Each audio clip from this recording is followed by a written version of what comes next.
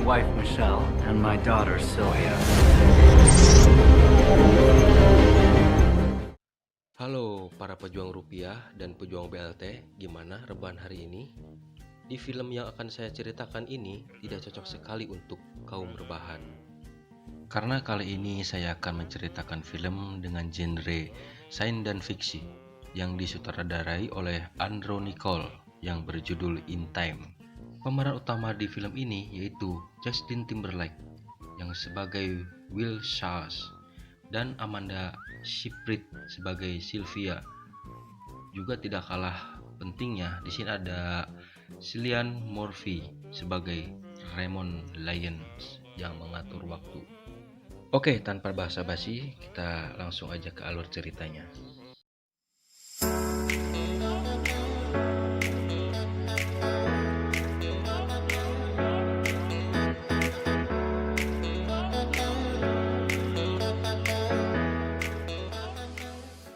Jadi, pada tahun 2169, genetika manusia dirancang untuk menghentikan proses penuaan di usia 25 tahun.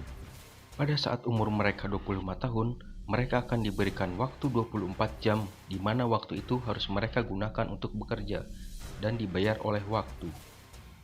Scene diawali oleh Will yang baru genap 25 tahun dan dia langsung melihat waktu di tangannya. Will menyadari bahwa waktu di tangannya sekarang ini akan berjalan mundur. Di dapur, ibunya Will sedang mempersiapkan kejutan untuk Will yang baru genap 25 tahun. Padahal di sini ibunya Will sudah berumur 50 tahun. Akan tetapi penampilannya seperti umur 25 tahun karena proses genetika tersebut. Ibu Will pun akan berencana pergi keluar kota dan akan pulang di malam harinya untuk makan malam bersama Will merayakan ulang tahun Will yang ke-25 tahun. Di hari ulang tahun Will, ibunya pun memberikan hadiah untuk Will selama 15 menit. Karena di tempat Will tinggal, semua orang tidak memiliki waktu banyak, jadi semuanya harus terburu-buru. Yang uniknya, untuk mentransfer waktu, cukup berjabat tangan di lengan tangannya, dan waktu pun akan berpindah secara perlahan. Setelah itu, Will pun lalu bergegas pergi ke tempat kerjanya, di mana dia bekerja di tempat untuk pembuatan penyimpanan waktu. Sesampainya di tempat kerja, Will pun kaget melihat banyak orang mati sia-sia karena kehabisan waktu. Karena hal itu sering terjadi, Will pun menganggapnya itu hal biasa karena di tempat itu sangatlah terburu-buru semuanya. Pada malam harinya, Will dan temannya Boris pergi ke tempat ajab-ajab dan melihat orang yang sangat santuy namanya Henry Hamilton. Tanpa disadari, datanglah geng pencuri waktu yang dipimpin oleh Fortis ke tempat ajab-ajab tersebut dan berniat mencuri waktu Henry, di mana Henry ini mempunyai waktu yang sangat banyak. Karena terlalu banyak minum marimas, Henry pun meminta izin ke toilet untuk memuntahkan minuman tersebut. Tanpa disadari, di dalam toilet itu sudah terdapat Will dan menjedotkan pintu toilet ke anak buah Fortis sampai pingsan. Will pun mengajak Henry untuk pergi dari tempat ajab-ajab tersebut. Di luar, Fortis pun sudah merasa curiga pasti terjadi apa-apa dengan anak buahnya tersebut. Will dan Henry pun berhasil lolos lewat pintu belakang. Karena merasa kecolongan, Fortis pun marah kepada anak buahnya. Di sisi lain, ternyata Will dan Henry berhasil bersembunyi di gedung kosong. Di sana, Will bertanya asal-usul dari Henry, dan ternyata Henry adalah warga Greenridge, di mana kota tersebut diisi orang-orang elit dan santuy. Karena sudah berusia 116 tahun, Henry pun sudah merasa lelah menjalani hidup. Aduh, kasihan banget. Dan sengaja pergi ke kota ghetto untuk mengakhiri hidupnya. Saking asiknya curhat, mereka berdua pun tak sengaja tidur di tempat tersebut. Pada pagi harinya, Henry pun melihat Will yang masih tidur dan mentransferkan seluruh waktunya ke Will dan menyisakan waktu beberapa menit untuk dirinya, untuk pergi dan mengakhiri hidupnya. Menyadari dirinya mendapatkan warisan waktu, Will pun pergi ke rumah Boris dan menjelaskan kejadian semalam. Lalu, Will pun memberikan waktu 10 tahun ke Boris sebagai hadiah kelahiran anaknya. Karena Boris hobi mabok marimas, dia pun tidak menjelaskan kepada istrinya kalau dia mempunyai waktu 10 tahun dari Will. Di malam harinya, ibu Will pun pulang dengan menggunakan bus, akan tetapi ongkos busnya malah naik. Karena tidak punya banyak waktu, ibu Will pun memutuskan untuk berjalan kaki dan mencari omprengan. Karena tidak mendapatkan angkot dan ojek, akhirnya ibu Will pun berlari untuk pulang dan menemui anaknya. Menyadari ibunya tidak ada dalam bis tersebut, akhirnya Will pun menjemput ibunya dengan berlari. Karena waktunya habis untuk berlari, akhirnya ibu Will pun mati di pangkuan Will. Dan menyadari itu, Will pun sangat menyesal karena dirinya sangat banyak mempunyai waktu. Di siang harinya, Raymond dan tim waktu lainnya sedang menganalisa di tempat kematian Henry dan menyimpulkan kalau Henry mati akibat dicuri waktunya. Saat akan balik ke kantornya, ada seorang perempuan yang menawarkan jasa pijat plus-plus kepada Raymond, akan tetapi Raymond menolaknya. Takut tergoda dengan perempuan itu, akhirnya Raymond pun bergegas pergi ke kantornya. Karena merasa tidak aman, Will pun pergi dari kota ghetto ke kota Greenwich. Di perjalanan menuju kota Greenwich, Will pun harus membayar pajak masuk di setiap pos perbatasan. Sesampainya di Greenwich, Will pun langsung datang ke sebuah hotel mewah. Karena kebiasaannya yang terburu-buru, membuat orang di sekitarnya merasa aneh, termasuk Sylvia. Sementara itu, di kantor pencatatan waktu, Raymond dan timnya melihat adanya transaksi perpindahan waktu yang sangat signifikan. Sedang asik menikmati makan siang, Will pun dihampiri oleh pelayan hotel dan memberikan bil makanan yang dimakan oleh Will.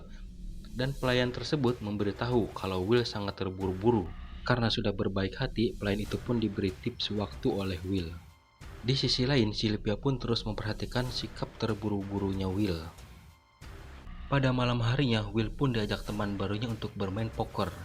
Karena dulunya Will seorang bandar judi, akhirnya pun Will bermain poker di meja yang paling tinggi taruhannya, yang dimana di meja tersebut terdapat bapaknya Sylvia. Bapak Sylvia pun menantang Will untuk menaruhkan semua waktu yang dia miliki untuk bermain poker tersebut. Agar suasana semakin mantap, akhirnya bapaknya Sylvia pun menyuruh Sylvia untuk mendampinginya di meja. Saat bermain poker dimulai, Will pun hanya menyisakan waktu sedikit. Dan saat menyisakan satu kartu yang belum dibuka, waktu di tangan Will tersisa tinggal beberapa detik lagi. Namun di sisa waktu 3 detik lagi, Will berhasil memenangkan permainan poker tersebut. Karena permainan yang menegangkan yang ditunjukkan oleh Will, akhirnya Bapak Sylvia pun mengundang Will untuk datang ke pesta ulang tahun anaknya. Karena tidak mau terlihat miskin, Will pun membeli mobil sport lalu pergi ke acara ulang tahunnya Sylvia. Sesampainya di acara, Will pun dikenalkan dengan ibunya, istrinya, dan anaknya. Bapaknya Sylvia pun menyuruh Sylvia untuk menemani Will di acara pesta tersebut dan memintanya untuk berdansa bersama Sylvia. Saat orang-orang asik berdansa, Will pun mengajak Sylvia untuk ke belakang rumah. Sesampainya di belakang rumah, Will pun mengajak Sylvia untuk berenang di laut lepas. Will pun memanfaatkan kejadian itu untuk mencari cupang yang lepas di lautan. Ternyata cipokan. Menyadari Sylvia tidak ada di rumah, Bapak Sylvia pun menyuruh ajudannya untuk mencari. Akan tetapi Sylvia sudah berada di rumah tersebut dan mendatangi bapaknya. Namun pada saat pesta berlangsung, Raymond dan tim waktunya menangkap Will. Sontak keluarga Sylvia dan tamunya pun merasa kaget. Will dibawa ke sebuah ruangan dan diinterogasi oleh Raymond. Will pun dituduh oleh Raymond telah mencuri waktu dari Henry. Tim waktu pun langsung mengambil waktu dari Will, termasuk waktu hasil judi yang dimenangkan Will tadi, dan menyisakan waktu beberapa jam untuk Will bertahan hidup. Lalu, Will pun berontak dan menyandra Sylvia dan mereka berencana untuk pergi ke kota ghetto. Namun, saat di perjalanan, Raymond dan timnya pun mengejar Will, dan terjadilah aksi kejar-kejaran yang dimana aksi itu dimenangkan oleh Will. Karena tidak terbiasa kebut-kebutan, Sylvia pun merasa shock. Lalu Will memarkirkan mobilnya di bawah jembatan. Will dan Sylvia pun melanjutkan perjalanan, akan tetapi Will mencurigai CCTV yang seakan-akan mengintai dirinya. Karena Will tidak fokus menyetir, mobil mereka pun jatuh ke sungai akibat melindas ranjau paku yang sudah dipasang oleh gengnya si Fortis. Setelah kejadian kecelakaan itu, Raymond dan timnya pun datang ke TKP, akan tetapi Will dan Sylvia sudah melarikan diri terlebih dahulu. Karena waktu mereka sudah dicuri oleh Fortis, Will dan Sylvia pun berencana untuk menelpon bapaknya Sylvia dan meminta tebusan atas penculikan Sylvia. Karena Sylvia tidak dihargai oleh bapaknya, dia pun mencoba untuk menelpon bapaknya. Akan tetapi, saat Sylvia menoleh ke belakang, Raymond sudah menodongkan senjata ke Will. Akhirnya Sylvia pun menembak Raymond. Karena mobil dinasnya sudah dicuri Will, Raymond pun bergegas pergi ke kantor dengan berjalan kaki. Dirasa mobil dinas milik Raymond tidak aman, Will dan Sylvia pun membajak sebuah mobil taksi. Lalu mereka berdua merencanakan untuk mencuri di bank waktu milik ayahnya Sylvia. Karena benih-benih cinta sudah muncul di antara mereka, akhirnya terjadi percipokan dan lanjut pengecritan. Setelah mereka berdua menikmati kenikmatan yang hakiki, akhirnya Will mengajak Sylvia untuk belajar menembak. Karena merasa Sylvia tidak jago menembak dan hanya jago ngulek, akhirnya mereka berdua pun berencana untuk pergi ke bank milik ayahnya tersebut. Sesampainya di bank waktu, mereka pun menabrakkan truk dan membuka berangkas tersebut. Will dan Sylvia pun mencuri banyak kapsul waktu dan menyuruh orang-orang untuk mengambil kapsul waktu sesuka mereka. Lagi dan lagi, Raymond datang ke TKP dengan terlambat dan sudah terjadi pencurian. Di sisi lain, Bapak Sylvia pun melihat kejadian pencurian tersebut dan merasa kecewa kepada Sylvia akan perbuatannya tersebut. Di malam harinya, Will dan Sylvia pun merayakan keberhasilan mereka dengan pengecritan di dalam hotel. Setelah nikmatnya melakukan pengecritan, mereka berdua pun lari keluar karena mendengar orang-orang mencari dirinya. Saat mereka berdua mau menaiki bus, si sopir pun sudah melihat berita di mana Will dan Sylvia adalah buronan dari kepolisian waktu. Akan tetapi, karena Will menawarkan ongkos yang menggiurkan, si sopir pun mempersilahkan mereka untuk masuk. Karena berita pencarian mereka sudah ada di mana-mana, akhirnya Will dan Sylvia pun menginap di sebuah hotel, di mana semua kamar yang ada di hotel tersebut disewa oleh Will dan Sylvia. Karena saking capeknya berlari dan bersembunyi, Will dan Sylvia pun melepas rindu di hotel tersebut. Dan terjadilah pengecritan. Akan tetapi tukang es malah lewat. Sat. Oke, lanjut karena esnya sudah saya borong semua. Pada saat Sylvia dan Will akan melakukan pengecritan, tiba-tiba Fortis dan gengnya pun datang ke kamar mereka, lalu menyandra Sylvia. Fortis pun mengajak Will untuk adu panco, di mana taruhannya adalah waktu di tangan mereka, dan Will pun mengiyakan permintaan dari Fortis itu. Adu panco pun dimenangkan oleh Will, dan Will langsung menembak anak buah Fortis, di mana dia sudah menyiapkan senjata itu di bawah meja dia. Keesokan harinya, Sylvia pun datang ke kantor bapaknya dengan menodongkan senjata. Semua bodyguard bapaknya pun langsung siaga melindungi majikannya, akan tetapi Will yang sudah menyamar jadi bodyguard tersebut langsung menodongkan senjata ke bapaknya Sylvia.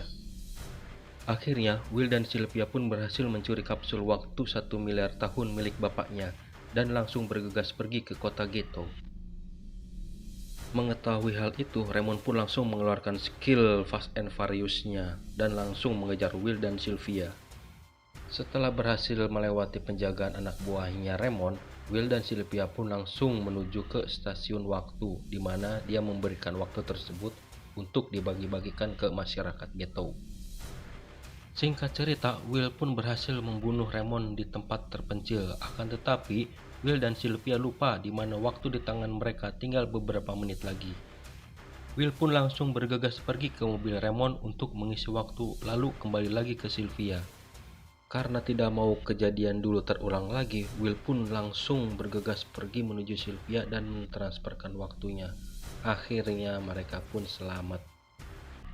Karena sudah terlanjur jadi buronan, Will dan Sylvia pun berencana untuk mencuri di bank waktu besar lainnya. Cerita pun tamat.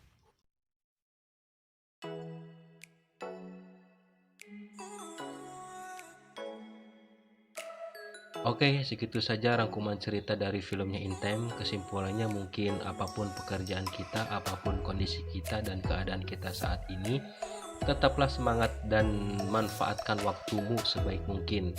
Gunakan waktu-waktu itu ke hal-hal yang baik. Oke, bila mana ada kata-kata yang kurang berkenan di hati kalian, saya minta maaf dan untuk like, komen, dan subscribe channel ini. Saya pamit. Assalamualaikum warahmatullahi wabarakatuh.